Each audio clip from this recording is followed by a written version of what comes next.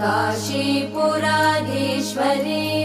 भिक्षां देहि कृपावलम्बनकरी मातान्नपूर्णेश्वरी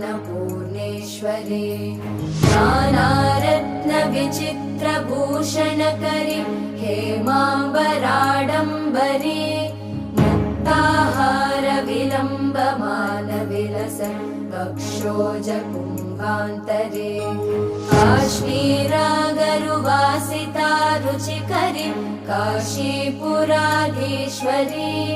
भिक्षां देहि कृपावलम्बनकरी मातान्नपूर्णेश्वरी योगानन्दकरी रिपुक्षयकरी धर्मार्थनिष्ठाकरी चन्द्रार्कानलभासमानलहरी त्रैलोक्यरक्षाकरी।